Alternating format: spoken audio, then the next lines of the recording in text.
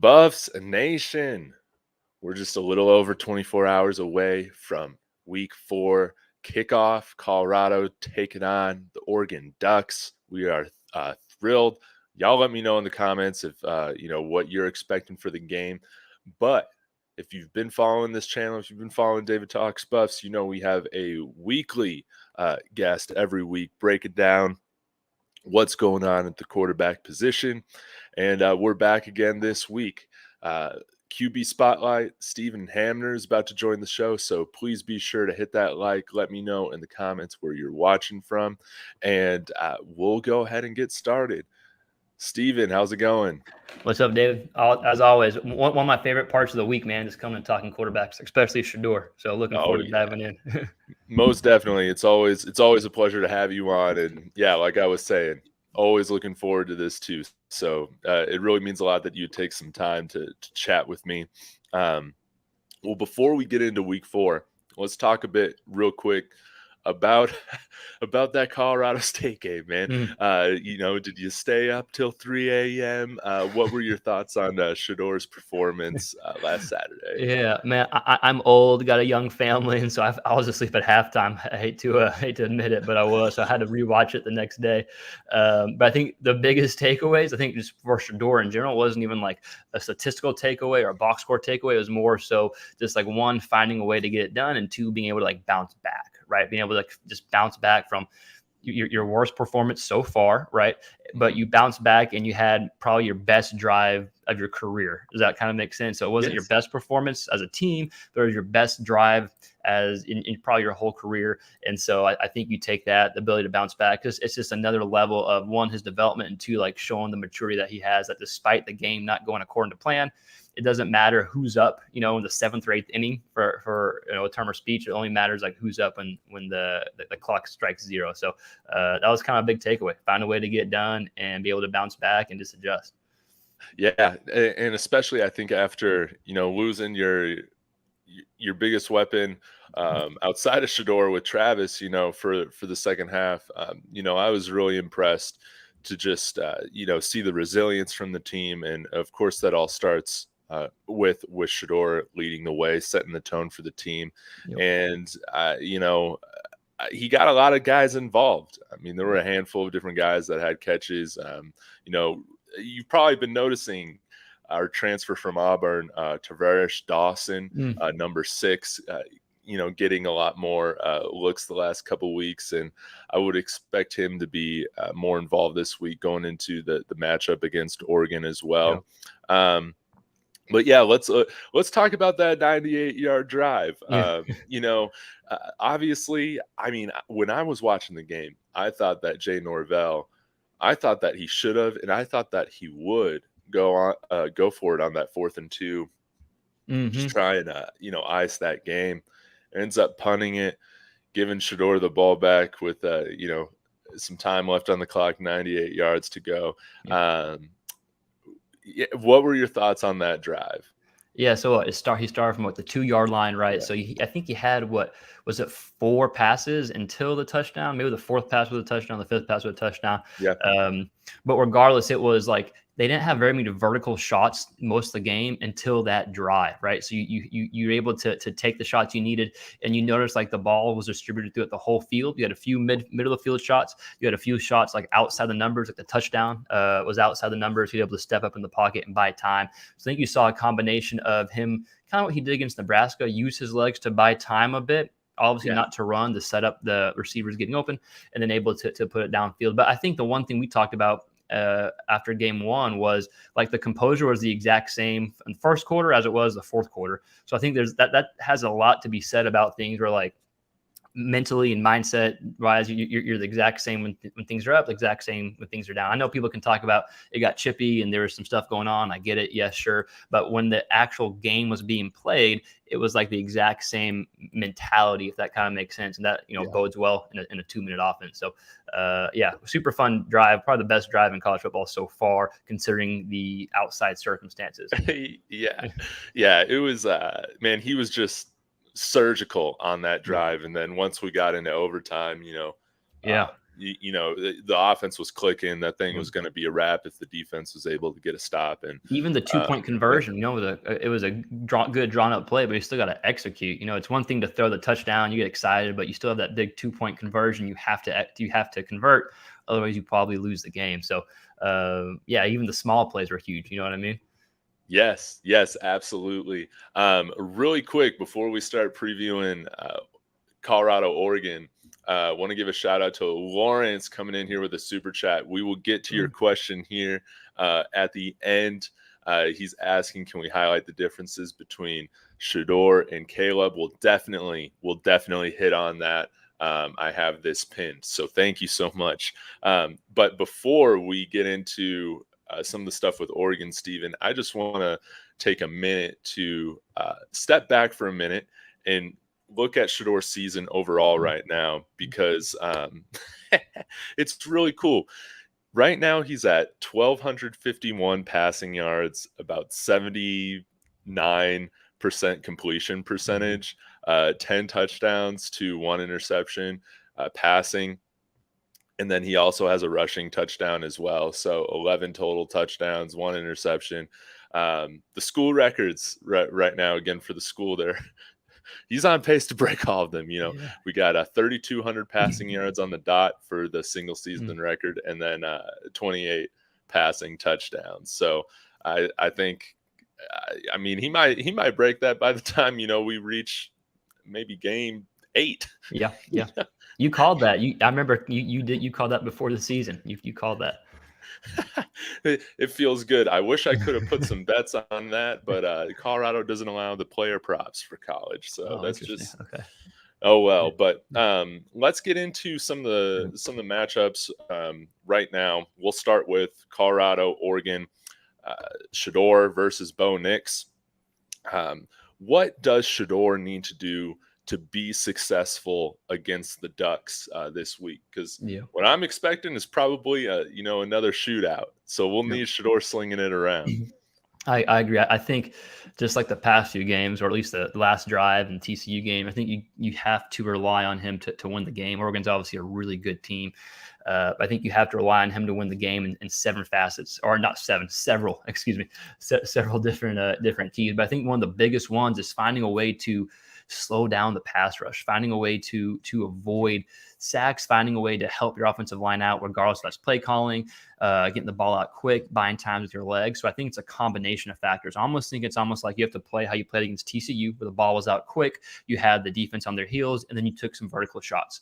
And then you have to combine that with how he played against Nebraska, where he used his legs a bit more to buy time, not to run, right, but to buy time and to escape the pocket and throw some more balls outside the pocket. So I think you have to combine those two games, and you're probably going to have a drive or two like you had against Colorado State. So I think it's a combination of all the 3 games to beat Oregon. But I think, number one, you got to find a way to slow down the pressure. But even with pressure, Shedeur is one of the best quarterbacks in the nation against pressure. I think he's got 20. He's got the number here somewhere. Yeah, he's 21 of 35 for 340 yards, 3 touchdowns, and only 1 pick, and that was kind of off the receiver's hands against pressure in his face. The one concerning thing is 35% of his dropbacks, he's getting pressure in his face. So the positive is, well, he's doing well against pressure. He's one of the best quarterbacks against pressure, but you still don't want to make a living off of pressure. So I think finding those ways, and again, ball out quick, buy times with your legs, combine the performances the past 3 games, because it was all, he did things differently, did things well differently those 3 games. And I think that's kind of the recipe for Shedeur. Obviously, it's a team effort, right? A bunch of team stuff has to go on, but just talking Shedeur, I think it's kind of those 3 or 4 keys to have your team in position to win in the fourth quarter. Most definitely. I'm glad you're bringing up the pressure aspect of things, because that's definitely been a theme throughout these first 3 games. Shedeur's shown so much poise in the pocket. He's shown great escapability, but he has been facing some pressure pretty consistently. And one thing that I'm hoping to see this week, we are getting our starting center back. It's looking like Van Wells is going to play, who didn't play last weekend. So that should help. We're also getting, one of our star running backs back, Houston transfer Alton McCaskill. He profiles as kind of in the NFL, in my opinion, like that 3-down workhorse type of guy. He can run, he can pass block, he can catch. the backfield. So I'm hoping that with him returning this week, we'll see a little bit better of pass protection. When you have a guy like McCaskill back there, blocking, I think Dylan Edwards has shown great heart, but there's only so much you can do. When you're 180 pounds, sometimes Right. going up against some of those big guys. But that's going to be a great upgrade. Yep. In terms of, I want to talk about kind of the slow start that our offense has had like the past couple weeks. Against TCU, came out up tempo, Yep. working that quick passing game, really quick. I mean, it wasn't just screens. You had a lot of kind of short range passes that Shedeur was just firing off real quick.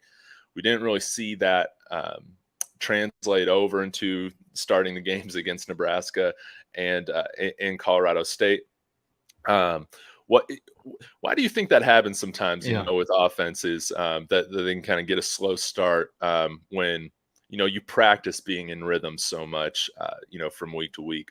Yeah, I think it's a few different things. If we just look at the Nebraska one, it was almost like I think they were feeling out the defense a little bit, but two, Nebraska was getting a lot of pressure, so that just kind of screws up the thing to begin with, right? So they were trying to feel it out. Nebraska got a bunch of pressure, but eventually Colorado was able to get in its groove the second half, and it kind of explode offensively.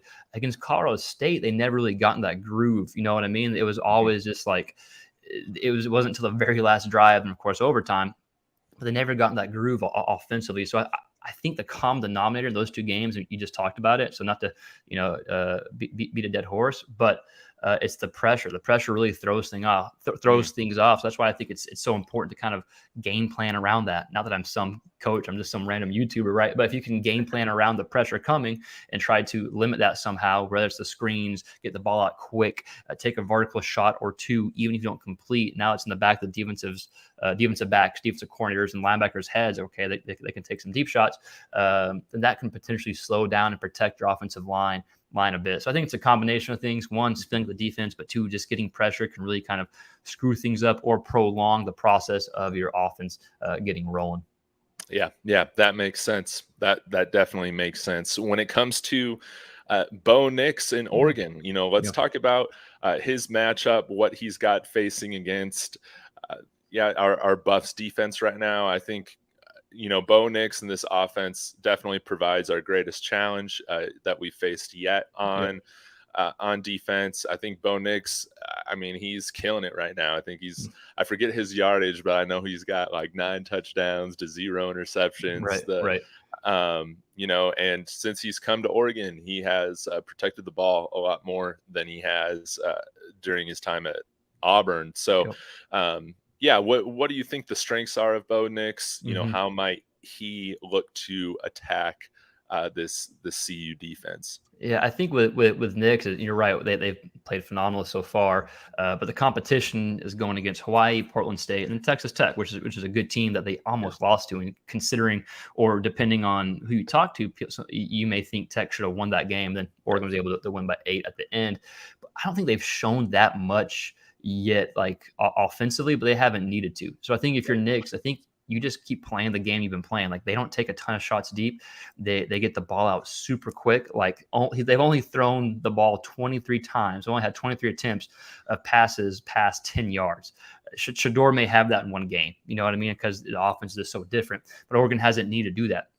32% of all his throws have been behind the line of scrimmage. So it's just like short or 10 yards or behind the line of scrimmage. So it's been just short yardage.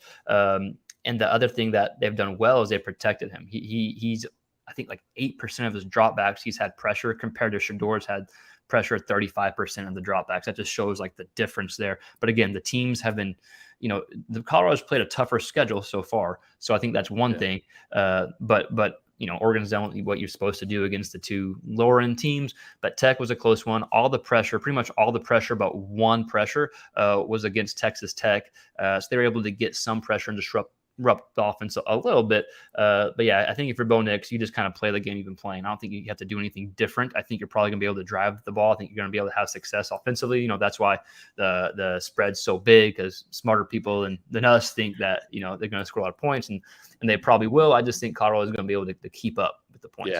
Yeah. But I think like right now, I was saying on Jason Watkins' show earlier this week. Oh, sorry about my internet, Steven. No. But yeah, I think what I was getting at was that, with the computers, these computers, I don't think they'll ever have a solid beat on this team this year. I think you'll see the lines be a little next year. Oh no. I got you. Can you hear me? Yeah, it's just my end, man. I'm Okay. sorry. Okay. No. But let's get back to Bo Nix real quick. Yeah. Like you hit on, Bo Nix, a lot of the passes coming short behind the line of scrimmage. That really right now benefits Oregon matching up against CU right now. We have struggled, with stopping some of these short passes. This is going to be a great challenge for us to show that we've improved our coverages, that we've improved our open field tackling, because, it almost functions as a run game in addition to their already strong run game. So I think that it's going to be quite a challenge for our defense, to show improvement, because they do a lot of things really well that match up against some of the things that like we've struggled at a little bit.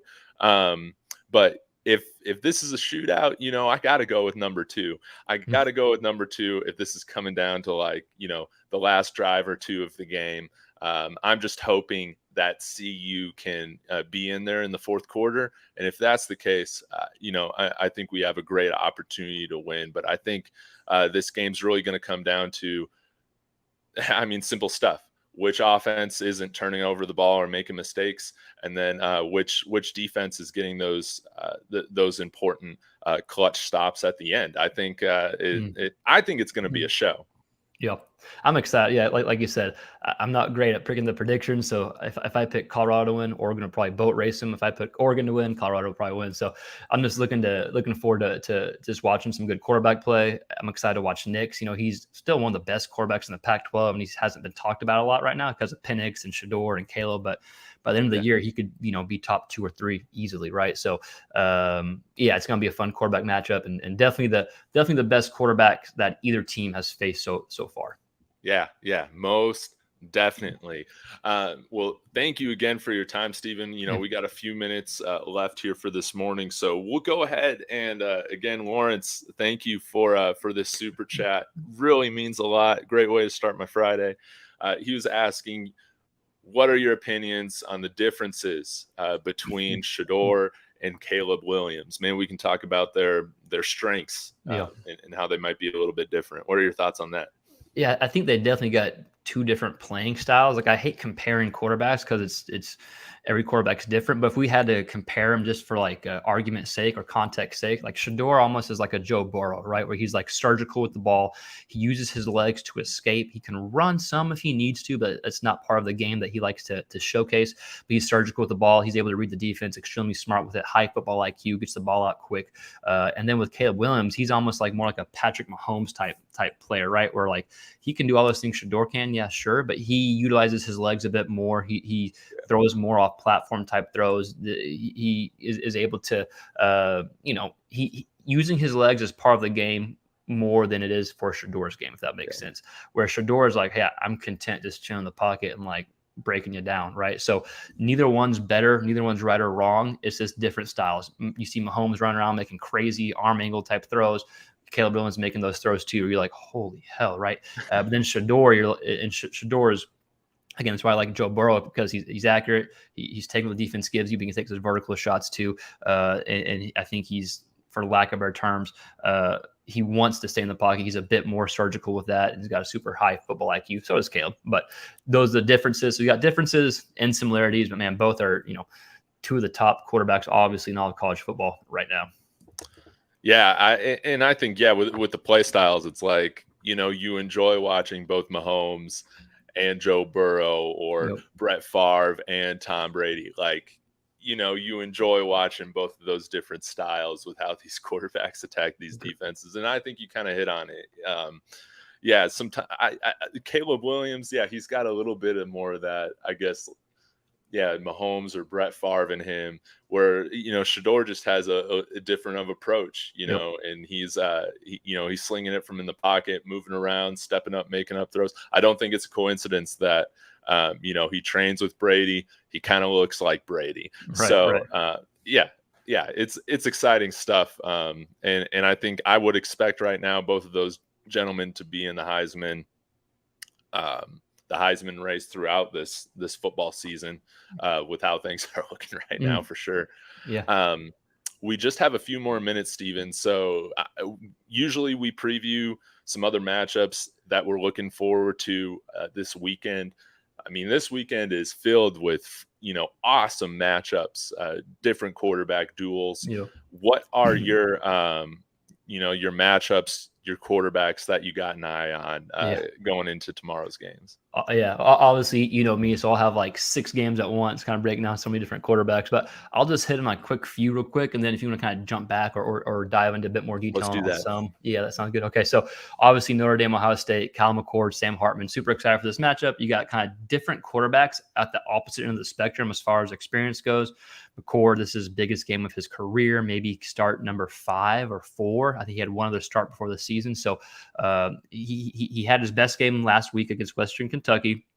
But now it's a huge matchup where you got Sam Hartman now, who's been in a ton of big games. This may be his biggest game, but he's played in a ton of big games, from Clemson, Florida State, when he was at Wake, right? So you got 2 different type of quarterbacks as far as experience goes going up against each other. This is a game, obviously, a lot of people are talking about, but we're just going to hit briefly. Of course, Florida State and Clemson. Excited for Jordan Travis and Cade Klubnik to see who comes out on top there. Klubnik has shown some glimpses, of course, and Travis has played really well as of late. I'm also looking forward to, there's some other games too, right? Bama, Ole Miss, Jackson Dart. He's going to have to run the ball probably. He had a ton of yards against Georgia Tech on the ground last week. Probably going to have to do the same against Bama to win. Then Jalen Milroe for Alabama. That's a whole different segment we could talk 30 minutes about. But super excited to see that offense as well. I think for Bama, it's just put your quarterback in a position to succeed. And then other games like LSU and Arkansas, right? Those are usually big fun games to watch, but it's kind of an afterthought with all these good games on. But KJ Jefferson, can he bounce back with the offense? Mississippi State and South Carolina, that's going to be a good one. Connor Wigman, A&M, and Auburn, right? Our favorite school, A&M. I mean, there's so many good matchups on, and we could keep diving in. Of course, we got a bunch of other quarterback matchups that are exciting, but those are probably the big frontliners, in my opinion, that are going to be worth tuning into from a quarterback perspective. Yeah, I think you hit it. That this is probably Sam Hartman's biggest game of his college career, and going up against Ohio State, that's going to be a fantastic matchup, and I'm definitely going to have my eyes on it tomorrow. I'll be rooting for Notre Dame. I'm just going to come out and say, I would like to. Sam Hartman's a hard guy to root against, man. I really like him, and I want to see him succeed. And I think the college football playoff right now, man, it's I mean, your guess is as good as mine right now on the 4 teams that are going to make it, because you got a strong Notre Dame this year. You have a Pac-12 that's looking great. You got some teams at the top of the Big 12. ACC, Florida State looks good. You got the Big 10. I mean, and of course, Georgia and the rest of the SEC is right there. So I think that this matchup is really important for Notre Dame. Obviously, when it comes to their college football playoff hopes, I think that they most likely have to win out, go undefeated to make the playoff. Have you put much thought into,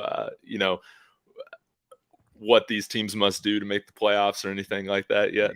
Honestly, not really. That's a talking point, but I'm just I'm such a weirdo and a quarterback junkie that I just enjoy watching the quarterback plays and just kind of keeping up with that. And I'll watch the games. The college football stuff is fun to keep up with, but I don't have any good insider info on that.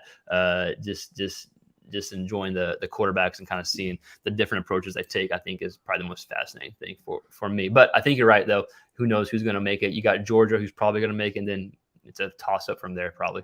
Yeah, I think so too. Well, Stephen, thank you again so much for your time. It's always a pleasure having you on the show every week. And I mean, enjoy your time in Florida, enjoy watching the games, and we'll be back to connect next week. Yes, sir. Thank you, dude. Peace. Thank you, everybody. Thanks for tuning in. And as always, go Buffs.